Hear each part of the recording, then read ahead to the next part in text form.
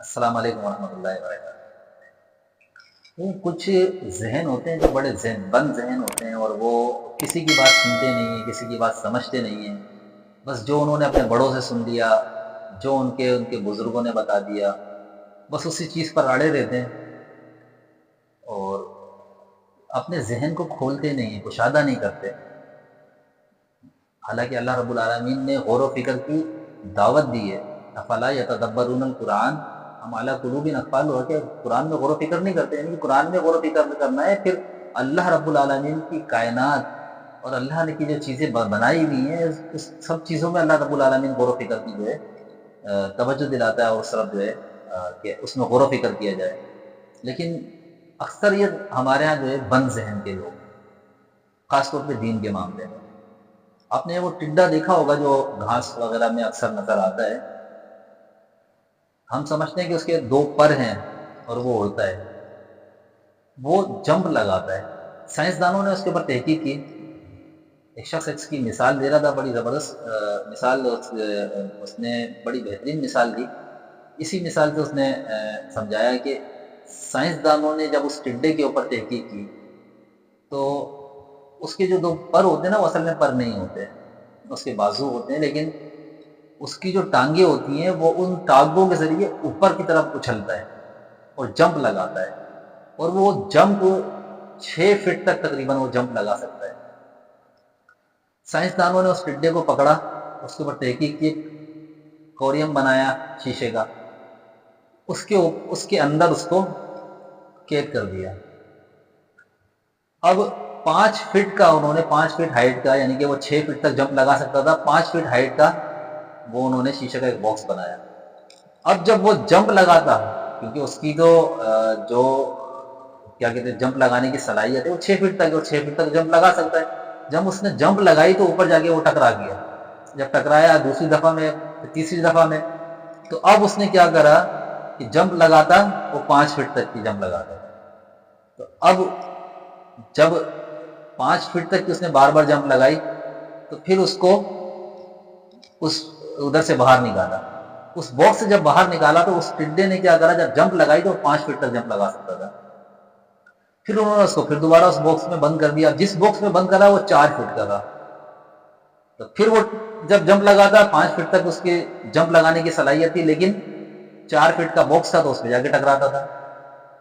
پھر انہوں نے باہر نکالا، پھر اس کو قید کیا، یہاں تک کہ وہ 1 فٹ سے بھی کم انہوں نے کر دیا، یہاں تک کہ اس کو ایک چھوٹے سے باکس میں اس کو قید رکھا، اور پھر اس کے بعد اس نے جب جمپ لگائی تو اسے جمپ لگائی نہیں گئی۔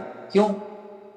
کہ اس نے یہ سوچا کہ میں بس اتنا ہی جمپ لگا سکتا ہوں۔ اب جب اس کو باہر نکالا اس باکس سے، جو چھوٹا سا تھا، بہت زیادہ 2-3 انچ کا باکس تھا، اب جب اس باکس سے اس کو باہر نکالا تو اب وہ جمپ نہیں لگا سکتا تھا۔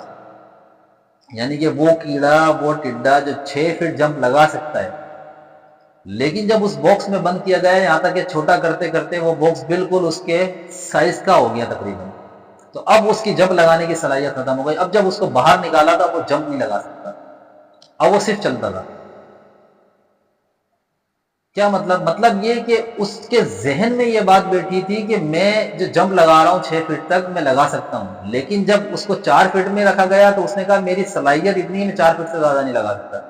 اور یہاں تک کہ اس کو جب چھوٹے سے باکس میں رکھا گیا تو اس نے ذہن میں یہ بات بیٹھ گئی کہ اب میں جمپ لگا ہی نہیں سکتا۔ تو اب ہمیں کیا ہے، ہمیں جو چیز سکھا دی جاتی ہے نا، ہمارے ذہن میں جو بات بٹھا دی جاتی ہے، ہم صرف اسی بات کو لے کے بیٹھ جاتے ہیں کہ ہمیں صرف یہ بات بتائی گئی ہے، ہم صرف اسی پر، یعنی کہ یہی ہمارے لیے حق ہے، یہی ہمارے لیے صحیح، نہ ہم اس سے آگے سوچتے ہیں، نہ پیچھے دیکھتے ہیں، نہ آگے دیکھتے ہیں۔ ہم یہاں تک کہ خاص طور پہ دین کے مسئلے میں، کہ ہمارے بزرگوں نے جو ہمیں بتایا، ہمارے بڑوں نے جو ہمیں بتا دیا، بس ہم اس سے آگے نہیں جائیں گے۔ نہ ہم قرآن کو پڑھنے کے لیے تیار ہوتے ہیں، نہ حدیث کو پڑھنے کے لیے تیار ہوتے ہیں۔ یقین کریں ایسے لوگ بھی ملے ہیں کہ ان کو قرآن کی آیتیں سنائی جاتی ہیں، احادیث رسول سنائی جاتی ہیں، لیکن وہ بولتے ہیں بس ہمارے بڑوں نے جو کہہ دیا ہمیں وہ کافی ہے۔ وہ اس چیز سے باہر ہی، اس قید سے باہر ہی نہیں نکلتے۔ ان کی ذہنی صلاحیت اتنی ہے کہ ان کے بڑوں نے جو بات بتائی ہے وہ اس بات سے نہ وہ آگے کریں گے نہ پیچھے کریں گے۔ تو یہ جو ذہن ہے نا، اس ذہن سے باہر نکلیں، اس کو کہتے ہیں تقلیدی ذہن۔ اور یہ ذہن یہ فکر قرآن و سنت سے دور کرتی ہے، ٹھیک ہے نا۔ تقلیدی ذہن میں نے کیوں کہا؟ اس لیے کہا کہ دیکھیں تقلید کی تعریف بھی یہی ہے۔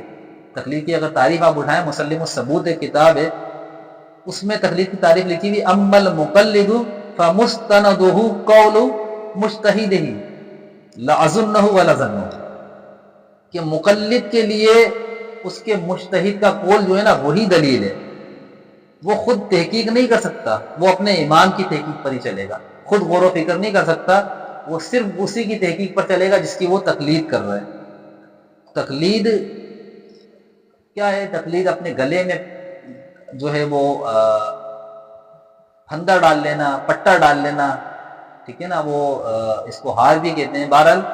لیکن جس کا پٹا آپ نے گلے میں ڈال لیا نا، چاہے وہ امام ہو یا کوئی بزرگ ہو یا کوئی بڑا ہو یا ہماری برادری والے ہوں، پھر انسان اس پٹے سے باہر نہیں نکلتا، اس کا ذہن پھر وہی ہوتا ہے جو اس کے بڑے کہتے ہیں۔